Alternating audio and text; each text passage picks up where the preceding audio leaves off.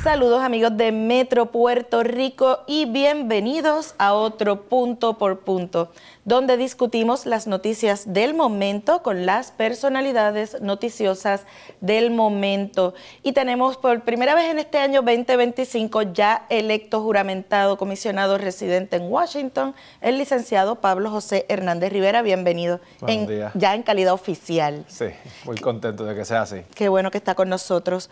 Bueno, comenzamos con el tema del día. Bueno, hay varios temas del día. Con estas órdenes del presidente Donald Trump y las redadas que se están dando en Puerto Rico, ¿hay algo que usted desde el Congreso pueda hacer o esto aplica aquí y como se está dando y no hay nada que se pueda hacer a nivel político? Aplica aquí como aplica en los demás estados, pero es mucho lo que desde la oficina de comisionado residente podemos hacer. En el caso de las redadas, por ejemplo, nosotros le alertamos a la comunidad de inmigrantes de que estas redadas eran posibles y les educamos sobre los distintos derechos que tienen en caso de una redada. Esto contrasta con la acción que se tomó a nivel del gobierno central, donde se subestimó la posibilidad y no se ayudó a preparar a la población para ese reto. En cuanto a la orden congelando los fondos federales, nosotros estamos en comunicación con las distintas oficinas del Congreso, los distintos comités y monitoreando qué es lo que se ve afectado por esto, porque es una orden abarcadora, amplia, ambigua, y estamos proveyendo la información al pueblo para que estemos preparados para lo que viene, que son tiempos difíciles. Son tiempos difíciles quizás como los que no hemos visto en muchos años, pero que todos juntos como pueblo estamos preparados y debidamente capacitados para enfrentar y superar y echar hacia adelante. Aunque es un Congreso republicano, ¿usted presentaría o se uniría a algún tipo de legislación para tratar, aunque sea simbólicamente, de plantear un freno a estos operativos? Sí, y ya he enviado, por ejemplo, cartas fiscalizando, porque yo estoy en el Comité de Homeland Security, que es el comité que tiene jurisdicción sobre inmigración, sobre ICE, y ya escribí una carta junto al congresista Adriano Espaillat, que también preside el caucus hispano del Congreso, exigiendo que se nos dé información sobre las personas que fueron detenidas para que haya rendición de cuentas sobre los errores que se están cometiendo. Se ha detenido un puertorriqueño veterano en New Jersey. Ya sabemos que se detuvo un puertorriqueño documentado en Barrio Obrero. Y tenemos que fiscalizar a esas agencias del gobierno federal. Desde el Congreso se puede llevar a cabo ese tipo de acción con la expectativa de que la fiscalización conduzca a una mejor operación del gobierno y que no se repitan esos errores. De hecho, aquí el HSI no ha dado el dato concreto de cuántas personas detuvieron, procesaron, porque que están en el proceso, ya van 3 días de este efecto. ¿Usted tendría alguna comunicación directa a nivel de la oficina en Puerto Rico? Sí, ya conocí a las personas que están en la oficina de Puerto Rico, pero estamos llevando la acción a nivel de la agencia nacional. Y el Congreso pues tiene esos poderes de supervisión y ellos tienen que responder esas cartas. Con este tema migratorio afloran tensiones entre Estados Unidos, ya afloraron entre Estados Unidos, Colombia, México. ¿Cómo esto puede tener un efecto de rebote en la economía puertorriqueña? Bueno, puede tener un efecto de rebote en la economía de todos los Estados Unidos y por consecuencia sobre la economía de Puerto Rico. En el caso de los aranceles que Donald Trump está usando como arma de guerra o de presión, mecanismo de presión a otros países, los aranceles aumentarían los costos de los productos que importamos a Puerto Rico y a los Estados Unidos. Y ese es uno de los riesgos de estas políticas de inmigración y de políticas económicas, porque también pues, muchos de los inmigrantes proveen la mano de obra en la agricultura de los Estados Unidos, de los productos alimentarios que nosotros importamos hacia Puerto Rico. Y volvemos, mucha gente dice, es que si son indocumentados se los tienen que llevar porque tienen... Es que esto no es así de sencillo. Cuando tú haces redadas de esta naturaleza, se llevan personas que están aquí documentadas y también tienes un efecto de pánico en la comunidad de inmigrantes que los lleva a aislarse, a no salir de sus casas, a no ir a sus trabajos, a no ir a la escuela, que entonces tiene un efecto en cadena negativo para la economía y para la sociedad. Y sobre la comunidad LGBTQI+, que también han recibido esta embestida inicial de acciones presidenciales, ¿hay algo que usted pueda hacer sobre los derechos de estas comunidades? Bueno, hay que velar por la protección de los derechos de estas comunidades. Ahí lo que se está haciendo a nivel congresional y a nivel federal es quitándole protecciones a la comunidad trans principalmente. Cuando se trata de acción ejecutiva, nosotros no podemos hacer mucho más que lo que te estaba resumiendo ahora, que es el trabajo de supervisión y fiscalización. Pero podemos ser una voz activa en la defensa de los derechos, no solo de la comunidad trans, sino de todas las comunidades minoritarias en los Estados Unidos que se pueden ver afectadas por políticas discriminatorias. Me hablaba de esta orden de congelación de fondos, entra en vigor esta tarde. Ya para esta tarde usted espera tener un cuadro más claro y qué acciones se podrían tomar. Ese es nuestro deseo. Ya la ranking member del Comité de Apropiaciones está advirtiendo que esto puede violar la Constitución de los Estados Unidos.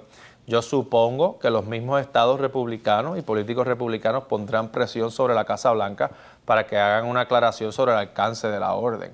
En el caso de Puerto Rico, yo estoy en comunicación ya con la Secretaría de la Familia, por ejemplo, para tratar de asegurarnos de que esto no tenga un impacto sobre el PAN.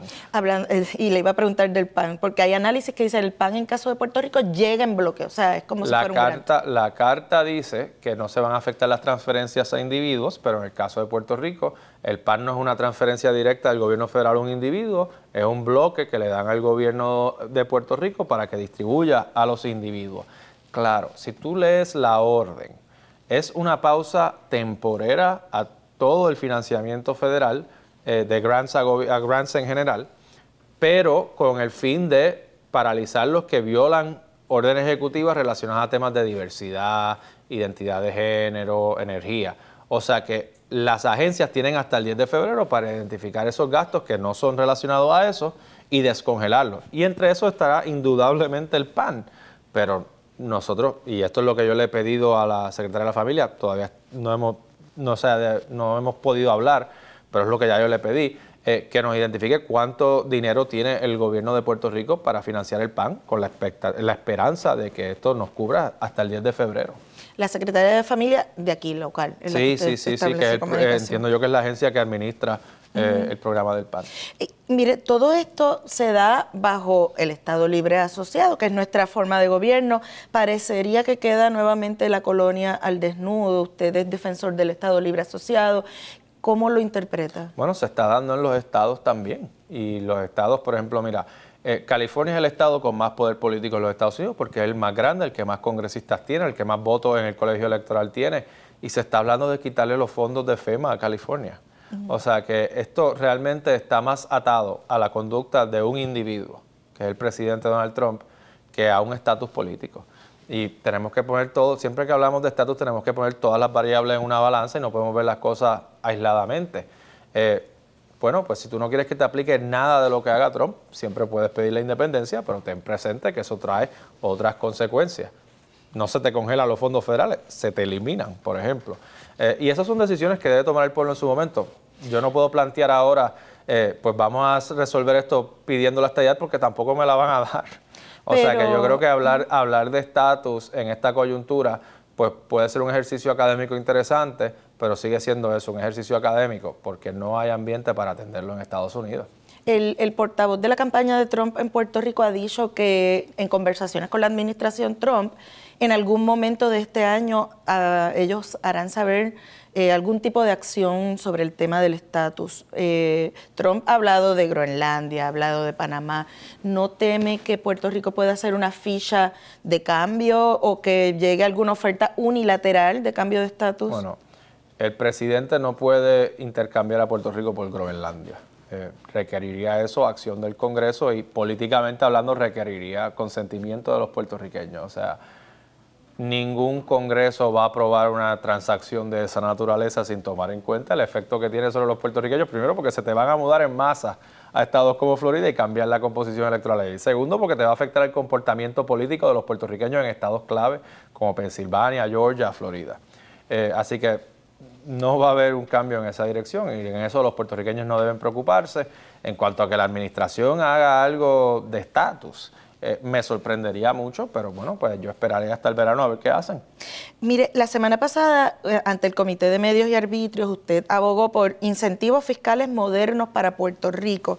Ya hay opositores que plantean que usted quiere revivir la 936. ¿Cómo se diferencian esos incentivos fiscales modernos de lo que fue la 936? Bueno, sustantivamente se diferencian mucho porque la 936 era una exención para cuando se repatriaban ganancias Los dos ejemplos que yo di ante el Congreso de legislación que ha sido presentada por demócratas y republicanos, una es un crédito para compañías que se restablezcan en Puerto Rico de un país extranjero y que se dediquen a la manufactura de productos en la cadena de suministro. El otro es modificar una ley contributiva que le cobre impuestos a las compañías establecidas en Puerto Rico e Islas Vírgenes como si estuviesen establecidas en Singapur o en Irlanda para que reciban un trato preferencial. No son sustantivamente parecidas a la 936. Las consecuencias de estas medidas podrían ser parecidas a las consecuencias positivas que tuvo la sección 936 en Puerto Rico de incentivar la manufactura y el desarrollo económico. Yo no puedo concebir que alguien vea algo malo con eso. Donald Trump abandonó las negociaciones sobre el impuesto mínimo global. ¿Eso es bueno para Puerto Rico en este plan que tiene enfocado en la manufactura? Bueno, es aparte, ¿verdad? Porque en Puerto Rico, por la autonomía fiscal, le correspondería al gobierno de Puerto Rico legislar la incorporación de Puerto Rico a ese esquema del impuesto mínimo global. Y por la información que yo tengo hasta el momento, me parece que es algo que el gobierno de Puerto Rico debe hacer porque hay un riesgo grande de que dos empresas farmacéuticas se vean adversamente afectadas si no lo hace y abandonen la isla. Pero esto es algo muy fluido y es algo que tiene que darse, ¿verdad? Hay que tener conversaciones con el Tesoro Federal, con estas compañías y mucho análisis legal porque esto es algo nuevo con mucha incertidumbre legal. Si lo entiendo bien, por la autonomía fiscal de Lela, Puerto Rico podría ir por una ruta distinta a lo que sería la política Trump sobre este tema. A nivel contributivo, sí. Otra pregunta, Jennifer González, sobre el tema de los migrantes, ha sido vocal en que va a defender los fondos federales. ¿Ya es hora de que Puerto Rico empiece a mirar algún mecanismo de desarrollo económico que no esté atado al tema de los fondos federales? Absolutamente, y hacia eso va encaminado incentivos como los que yo propongo, ¿verdad? En la medida que no solo Puerto Rico, ¿verdad? Cualquier jurisdicción dependa menos de fondos federales, pues se va a ver menos afectada cuando haya gobiernos republicanos que creen en eliminar los fondos federales y traspasar esas responsabilidades a los estados. Aquí hubo en la campaña mucho miedo con el tema de los fondos federales y ahora estamos viendo estas acciones. ¿Qué le parece? Que parecen lo mismo, pero no lo son. O sea, déjame aclarar. La advertencia de que si ganaba el PIB se podían perder los fondos federales y la realidad de que bajo un gobierno republicano se estén perdiendo fondos federales no son incompatibles. O sea, el PIB tenía en su programa la eliminación gradual de los fondos federales y el Partido Republicano tiene en su programa el traspaso de funciones federales a los gobiernos estatales que conllevaría entonces la reducción en fondos federales.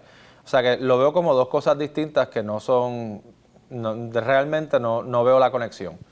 En otros temas, la gobernadora firmó una orden ejecutiva para alinear a los jefes de agencia al tema de la estadidad y a promover la estadidad. ¿Esto podría afectarle en términos de los recursos que PRAFA ofrece a su oficina, ya que usted en el Congreso planteó que la estadidad no fue el vencedora? La información que yo tengo hasta el momento es que ellos van a respetar esas partidas de PRAFA a la oficina del comisionado residente, que es algo que ha perseverado a través de distintas administraciones, a pesar de las malas relaciones que ha habido entre algunos comisionados residentes y unos gobernadores, tan recientes como el cuatrienio pasado, o gobernadores de un partido y comisionados de otro.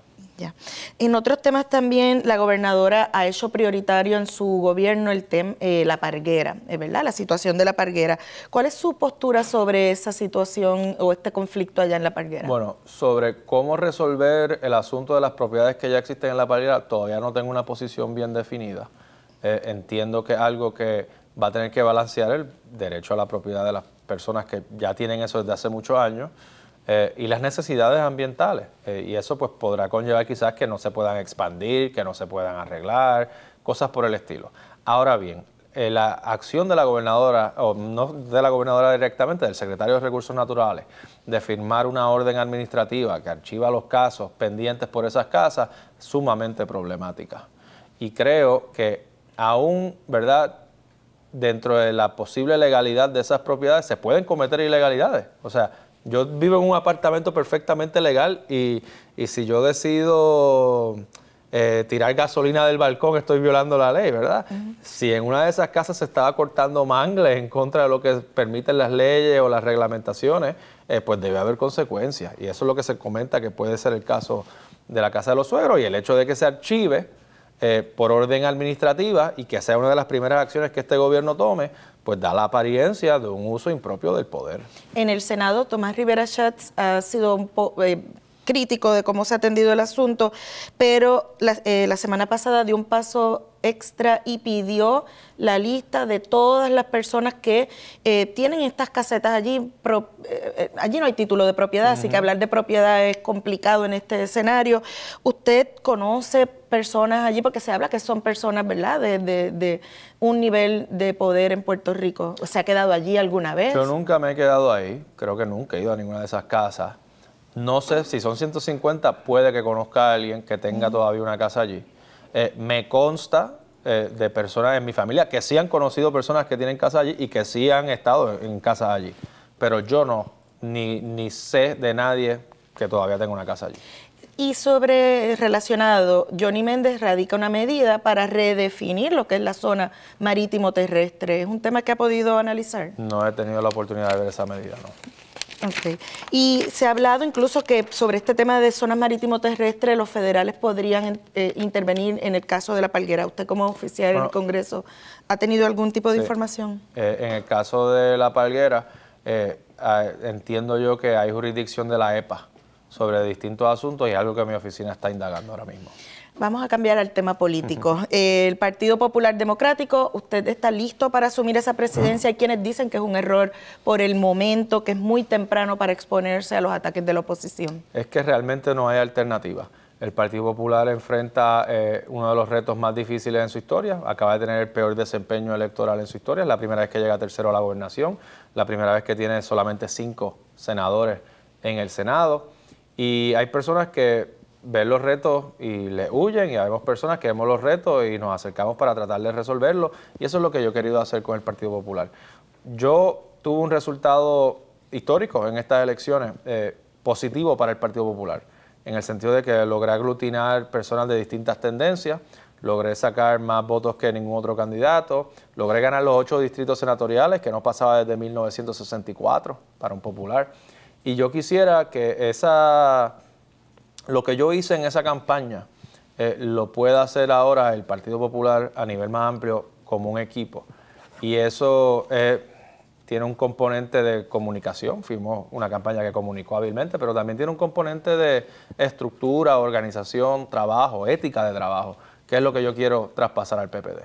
Contrario al resultado que usted obtuvo, su compañero de papeleta, Jesús Manuel Ortiz, no ganó ni un solo distrito electoral. Él ha planteado que fue víctima de racismo y de elitismo dentro del Partido Popular Democrático. Usted viene de un contexto diferente.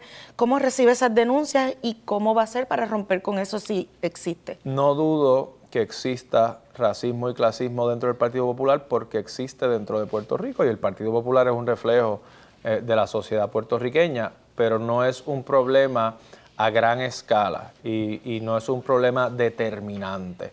Es un problema que, por minúsculo que sea, hay que atender y hay que confrontar, y que yo estoy comprometido con erradicar. Pero cuando te digo que no es un problema determinante, creo que el mejor ejemplo de eso es el hecho de que el propio Jesús ganó 3 primarias y 2 elecciones internas dentro del Partido Popular. Sí, pero esos eventos eran mucho más pequeños en términos del universo de votantes. Bueno, pero la acusación es que el Partido Popular tiene racismo y clasismo.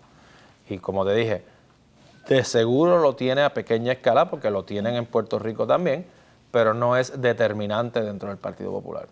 ¿Va a vender la sede del Partido Popular como recomienda Jesús Manuel? Tengo la intención de buscar una nueva sede para el Partido Popular. ¿Cuánto ustedes estiman que pueden vender esa sede? Fíjate, no sé, porque he oído distintos números, pero la intención es que cuando se venda, si se vende, se use el dinero para adquirir una nueva permanente, y si sobra algo, se pueda poner en algún tipo de fideicomiso y que de los intereses se pueda pagar el mantenimiento, pero para eso yo voy a delegar un grupo de trabajo. Ortiz presentó un estudio que dice que el Partido Popular se parece mucho al Partido Nuevo Progresista. Eso en tiempos en que la oposición habla del bipartidismo todo el tiempo. ¿Cuál es su plan en esa línea? Yo, cuando decidí aspirar al cargo de comisionado residente, lo hice en gran medida por una insatisfacción que yo sentía con el Partido Popular. Y yo hablé de esa insatisfacción en mi campaña, en un debate reconocí la decadencia electoral del Partido Popular, se me criticó por eso. Yo pienso que ser honesto nunca es algo que merezca críticas y creo que fui favorecido en gran medida por esa honestidad. Yo reconozco lo que dice esa encuesta y es que para muchos puertorriqueños la diferencia entre el PPD y el PNP se diluyó. Y nosotros tenemos entonces que redefinir esa marca y marcar esos contrastes. Y yo creo que ya en lo que llevamos de este cuatrienio lo hemos estado haciendo. Y creo que en la medida que ya para las próximas elecciones llevaremos 3 cuatrienios corridos de gobiernos PNP, será bien difícil atribuir los problemas que Puerto Rico tenga en el 2028 al bipartidismo, porque 12 años es mucho tiempo para arreglar y encaminar a Puerto Rico en otra dirección. Ya usted ha dicho que no va una alianza con el Partido Independentista Puertorriqueño. ¿Por qué cerrar el diálogo sobre esa posibilidad? Bueno, va a haber una alianza a nivel del electorado para derrotar al Partido Nuevo Progresista y el Partido Popular hará una oferta que permita aglutinar dentro de esa alianza ganadora a la mayoría de los puertorriqueños, como lo hice yo de candidato a comisionado residente, que pude aglutinar estadistas, independentistas, autonomistas, soberanistas, personas neutrales en cuanto al estatus. Y a nivel de partidos no va a haber una alianza como la hubo entre el PIB y Victoria Ciudadana, entre el PPD y el PIB. Y no la habrá, primero porque las diferencias entre el PIB y el PPD son muy marcadas. El PIB es un partido de izquierda socioeconómica, el PPD es mucho más de centro. El PIB es un partido independentista que cree en la exclusión del Estado Libre Asociado de cualquier ejercicio de autodeterminación. El PPD es un partido estado librista. De modo que para mí esas son diferencias irreconciliables que aglutinar a las dos, que hará imposible que se unan las dos instituciones. Y creo que eso es bueno para el PIB, bueno para el PPD y bueno para la democracia, porque el país necesita opciones y no debe tener opciones que se unan por conveniencia política a pesar de diferencias. Y yo también creo que hemos visto ya el ejemplo de la alianza de Victoria Ciudadana y el PIB. Eso no funcionó. Y ahora tienes un Victoria Ciudadana que no está inscrito, que no eligió a nadie, que sufrió un marcado deterioro entre una elección y la otra. De modo que no está sobre la mesa hacer una alianza con el PIB. Pero bueno, usted me dice, llegará la alianza a través de los electores, con votos estadistas y votos de personas independentistas. En el pasado el PPD se decía ganaba con lo que se conocían como los llamados melones, ¿no? Independentistas que votaban por el Partido Popular Democrático. En la pasada elección el PPD se montó en la ola de decir que eran comunistas, izquierdistas. ¿Cree que va a poder rescatar esos votos? Yo no me monté en esa ola. Y yo logré que personas de distintas tendencias votaran por mí. Y yo creo que lo que tiene que hacer el Partido Popular desde su punto como partido de centro es hacer una oferta a los electores que apele más allá de los populares y que atraiga y pueda crear una alianza ganadora. Porque lo que vimos en las elecciones pasadas es que la alianza del PIB y Victoria Ciudadana no es ni tiene el potencial de ser una alianza ganadora. Cuando Juan Dalmau habló de esa posibilidad, planteó que él ganó en pueblos populares como Carolina, Caguas, Dorado, Mayagüez. ¿Cómo entonces el PPD va a hacer para recuperar ese terreno donde en efecto él ganó? Bueno, vamos a tener que hacer lo que hicimos en la contienda para comisionado residente. Articular un mensaje que apele a todos los sectores y tener la credibilidad de que podremos implantar esas medidas. Yo ahora que soy comisionado residente, la gente tiene la oportunidad de evaluar mi desempeño en esta posición y si aspiro de nuevo a comisionado residente, de reelegirme o si aspiro a otra posición, de comparar, ¿verdad?, el desempeño que tuve como comisionado y la oferta de los demás candidatos. ¿Y San Juan? ¿Qué va a pasar con San Juan? Hay quien dice que el PPD no puede ganar la gobernación si no es capaz de ganar San Juan. Terestela sigue siendo la presidenta de ese comité de campaña. Ustedes compartieron cuarteles juntos. ¿Qué va a pasar ahí? Bueno, perdimos San Juan y yo gané San Juan. Yo creo que el error que se comete cuando se habla de San Juan es pensar que San Juan es un partido, es un municipio atascado en una era política de antaño. San Juan realmente es un pueblo que está votando por candidatura. En San Juan ganó Juan Dalmau, gané yo y ganó Miguel Romero. O sea, ganó el PIP, el PPD y el PNP. Y yo creo que lo que tiene que hacer el PPD si quiere ganar la alcaldía de San Juan es presentar al mejor candidato y convencer a los electores de San Juan que esa persona es él o la mejor candidata. Y creo que en estas elecciones no tuvimos esa oportunidad, a pesar de lo bueno que era Terestela, porque todo el oxígeno y toda la atención estaba enfocada sobre el rematch de Manuel Natal y Miguel Romero. Y yo creo que eso nos hizo mucho daño. ¿Usted espera que Terestela renuncie también a la presidencia de ese comité? No, por el momento no. Yo no creo que a nivel de comité municipal haya la misma urgencia que hay a nivel de el partido a nivel estatal. ¿Su paso a la presidencia del Partido Popular Democrático significa que será el candidato a la gobernación en el 2028? La actitud que yo he asumido al respecto es que yo voy a hacer mi trabajo bien en Washington y en el partido, y lo que vendrá, vendrá. Y lo anunciaré en el 2027. ¿Usted se preparó allá como para el 2022 para una contienda frente a Jennifer González, que en ese momento era la comisionada residente? ¿Veremos esa contienda en el 2028? Como te dije, lo que vendrá, vendrá. Muchas gracias por haber estado con nosotros en este Gracias. Punto por Punto. Ustedes, amigos de Metro Puerto Rico, los invito a que se mantengan conectados a todas nuestras plataformas digitales.